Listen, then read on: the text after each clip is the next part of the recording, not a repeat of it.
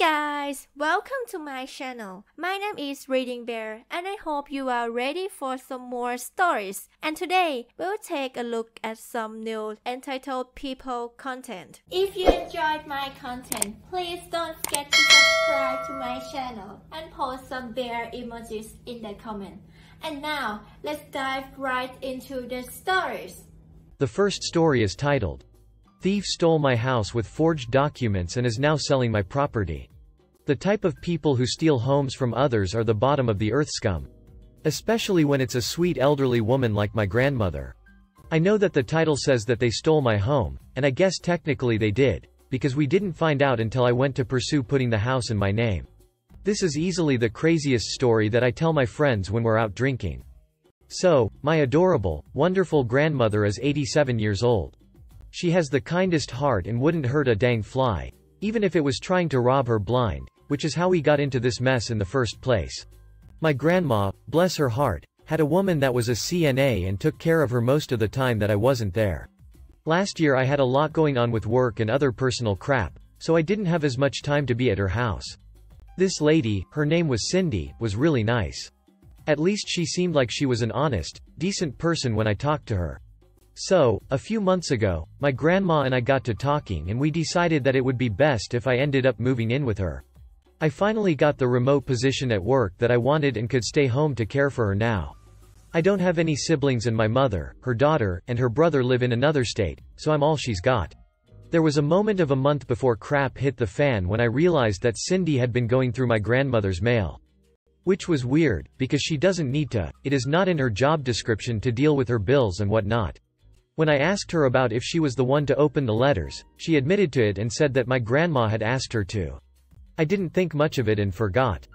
Grandma and I are discussing me moving in and she says that she also wants to transfer the home into my name while she is still around to do so personally. I said that this was fine and would love to inherit the house anyway. It is a beautiful building in a nice part of town that is expensive to own in. Plus, the house has been paid off for years. Cindy happened to be there that day and was moving about awkwardly. Now that I think about it, I'm sure she was eavesdropping. A few weeks pass in between this conversation and something strange happening. Mail started coming that was unusual, like stuff from refinancing companies and other weird new homebuyer mail. Also, Cindy suddenly stopped coming. The first day was a no-call no-show. The next day we received a call from the company she was employed through saying that she had quit, and a new person would be assigned soon. This actually disappointed my grandma. She really liked Cindy and had gotten to be what she felt like was a friend. I honestly felt like it was a good thing, and that Cindy gave me vibes I wasn't sure of yet. I found out later what it really was that was off about her. Later that week, Grandma and I took all the documents that she needed down to the county clerk's office where they handled all matters with homes and whatnot. Once we arrived and started the process, we were called over to a desk with a woman who said she was going to help us. But she very quickly seemed confused. She continued to glance at her computer screen and back at the old deed my grandmother brought in. I asked if there was something wrong and she managed a smile and excused herself so she could check on something. When she came back, one of the first things she did was ask me what my name was. I told her who I was, and she again kept looking at the computer. After what seems like forever she finally states, "Well, it looks like you already own this home and are in the process of selling it." I was dumbfounded. How in the world could this be? I reassured Grandma that this wasn't true and that I hadn't been in here at all. I asked if I could see the new deed with the signatures on it. Sure, as hell, there was a signature on there that wasn't mine, but was certainly my name. And an X where Grandma would have signed. I asked about that, and the clerk said that there was a note saying that the seller was debilitated and incapable of coming in to sign the paperwork. How could this happen? I asked about whether or not they checked identification or the woman's story about what was happening. The woman seemed upset and said that if the person there was her that she would have been the one to check, but she doesn't remember our case at all. I kind of believed her because she seemed pretty shocked as well. The clerk advised that we get a lawyer and she stated that she would look into seeing if the cameras in the office dated back to when the papers were processed, which was a little less than a month ago. It didn't take long before we started receiving more mail about the house. And even more disturbing was when a real estate agent actually called my grandmother's phone. They started asking about whether we had an agent and needed help selling the home since it was on the market but not assigned to anyone. I called this individual back and started digging into what they knew about this type of situation. The agent advised us to get a lawyer and stated that she had heard of these things happening lately. She was also nice enough to look into our home in particular and called me back with some information. Apparently, Grandma's house isn't technically up for sale, but that it is actually in a state of pending. I almost threw up in my mouth when she told me that. It's pending? Does that mean that someone is trying to buy it while we speak? She said that that is most likely what is going on and that she would be happy to help us with anything that she possibly can. I thank her, get off the phone and tell Grandma the bad news. She cries, which makes me cry and also simultaneously fills me with a rage that is equivalent to a blazing hellfire. I make it my mission to find this person and seek my revenge for this disgusting and despicable act that is stealing from my precious grandmother. Lawyer up I did. I spent a large amount of my savings obtaining this expensive attorney. Thankfully they end up being worth every penny. I received another call from the real estate agent, and she said that she found out what the status of the house is. It does appear that I am the seller. Which was clearly BS. I called again to the clerk's office and the manager explained that their cameras didn't go back that far and that I was essentially out of luck. Both our attorney and the country clerk said that we should file a police report as well because this is a criminal offense and if and when we hopefully catch the person responsible, we can press charges. The clerk manager did mention though that the person selling would have to return to the office at some point or another. The contact information for that individual had been updated at the time of signing over the deed initially. She graciously gave me the phone number associated with it. When I was writing the number down, it sounded oddly familiar. Without thinking about asking my lawyer if I should call it, I just did. The line rang until I almost thought the voicemail would pick up, then a voice answered, "Hello?" I said hello back and we paused in silence, almost like we were both thinking the same thing. I recognized this person. The line hung up before I could say anything else. I paced around the house that I was trying to save and protect. That voice. Who was it? That's when it dawned on me. Cindy. It all started to add up. Her looking through the mail, the way she always was so attentive to my situation with my grandmother. It has to be her. I immediately called my lawyer and discussed what to do next. She decided the best plan of action was to set up a situation where we could catch her and prove that she's committing fraud. Also, there was an update with the house's sale status and the pending offer was suddenly dropped. Not sure if that was Cindy getting worried or what. We collaborated with the real estate agent and had her call and say that there was an offer from her client. After going through numbers and accepting the offer, etc., that took a few days, we were able to get her to meet in person for signing paperwork. This seemed pretty scary, and I was nervous. I wasn't sure if we were doing the right thing, if this would work, if she would actually show up. So many things made my anxiety so high. It was honestly too simple. She really came into the office where we designated the meeting with the mortgage company. I had the police there with my lawyer, waiting for her. The look on Cindy's face once she realized she had been caught red-handed. There was nothing more satisfying than seeing her shocked expression and all of the lies that she told as they were putting her in handcuffs. It was a stressful time, and we thankfully were able to get all of the mess she caused sorted out and the deed correctly in my name and actual signature. Cindy actually did go to jail. She was sentenced to 3 years' time, and I think it's honestly fitting. My grandma is doing great also, she and I love being roommates. The next story is titled, "One of the people who help run my homeowner association gets mad every time my manager comes to my house because he drives a late 90s Toyota Corolla. She says his car is too low class for our middle-class neighborhood. Every few weekends my manager comes over my house to help work on a side project for the company. When he comes over, he parks in front of my house. The house across from mine just happens to be one of the homeowner association volunteers. She tends to take her job a bit too seriously. Anyways, she complains to my wife and I every time she sees the car like clockwork. She will either call or wait until she sees us outside. The first time she even took it upon herself to write a letter about how it's better for everyone if we can keep up a certain image in the neighborhood. I explained to her that he is my manager after the letter about a year ago. She accused me of lying since I drive a nice truck and have a nice house, so she knows I bring in a decent salary. She assumed that my manager made more, therefore he needs to own a nice car. I then explained that my manager makes $250K per year and drives a beater because he does not care about his image. She then goes on some rant about how she goes into massive debt to keep up the right image for the neighborhood and that it's ignorant of my manger to save his money and buy a beater when people like her are paycheck to keep up with the Joneses. Lucky for me I cannot get fined, but I still find it quite annoying that she is worried about the cars that my guests drive. I told my manger about her constant complaining every time he is over. He joked that he would spray paint his car with chalk next time he comes over to make it look as trashy as possible. I told him to dress in his worst clothes as well and slowly get out of his car to make sure she notices. The next story is titled, How a Jesus Statue Started a Very Ironic Homeowner Association Civil War. I've wanted to share stories here for a while of some of my experiences with managing homeowner associations. I spent 10 years being a community manager in the American South, and during that time managed dozens of neighborhoods. From condos to marinas and townhomes, to master associations and their subs, I've managed it all. This particular story takes place in a master association, named after the church that it was built around. Let's call it St. Bilbo's. It includes townhomes and single-family homes and was built in the early 2000s. And of course, virtually every resident, it seemed, retired and has nothing better to do. But most are members of the church. The way St. Bilbo's board made decisions was to have meetings with the church elders, in the center of the community, with the church having the same name, St. Bilbo's.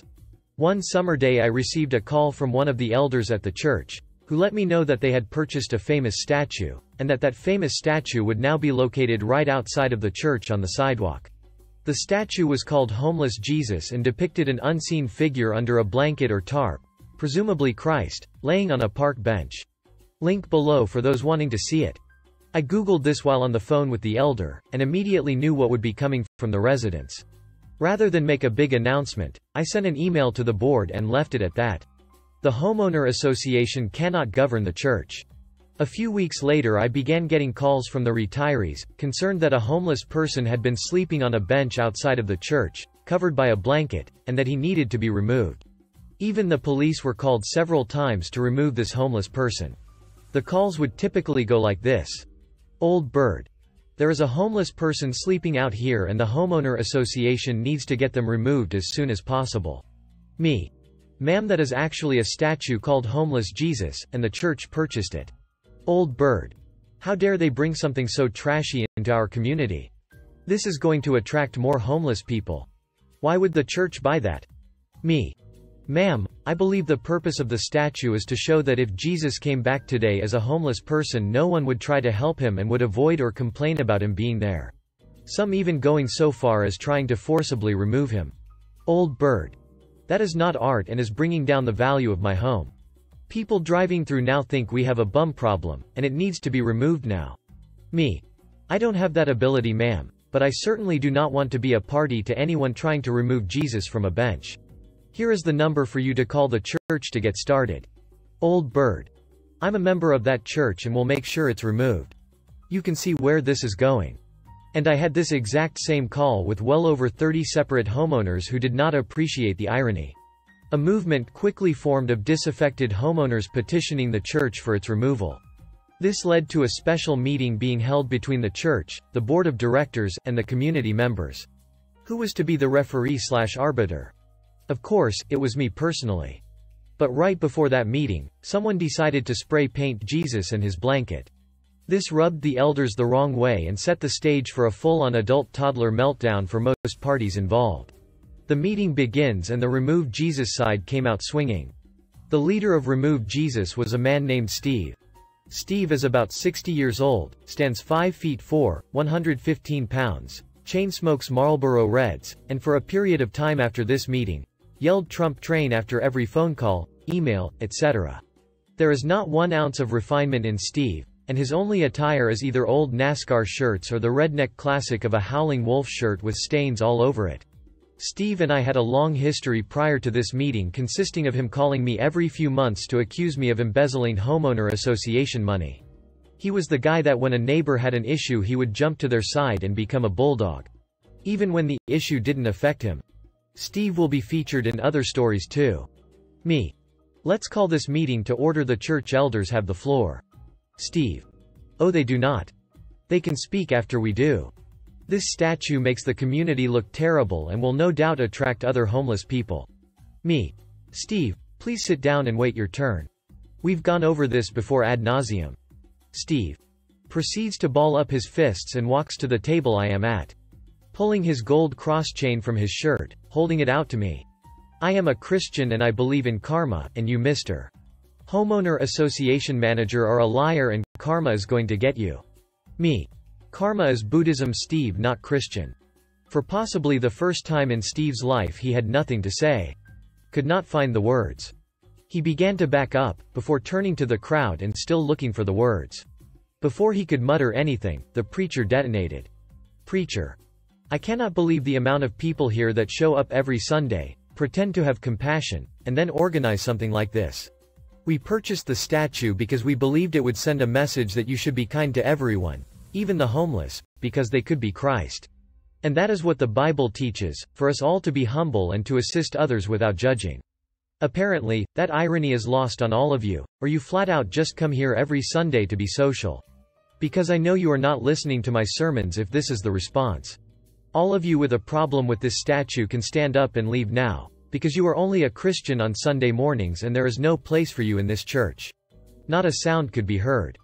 I had to bite my cheeks to not smile or laugh. It was clear the preacher went off course from his planned speech. Slowly, the preacher began to backtrack, clarifying that he was angry at the response of supposed Christians, and angry someone spray-painted the statue. The remove side lost all courage, but rather than get up and leave, or say something, now pretended it was okay and they had no part in it. We're still Christians. Leaving the full brunt of the movement on Steve, whom scurried out a back door when the preacher began his rant. With perfect timing, Steve then busts back in, after all the action was over, pointing at me and yelling some sort of insult. But was immediately and unequivocally yelled at to stop talking and just leave. And that Steve did. And the movement completely died. Not an apology could be heard, but those very same Christians went back to normal life. Calling me about equally stupid things, but the typical retiree concerns, such as kids playing and people walking on the grass. You know, the important stuff. The meeting made the local paper. And the articles on it are relatively easy to find if you just look up the statue name. I'm positive you'll find it almost immediately, friends. The last story is titled, "These people are absolute nutcases." I have to rant.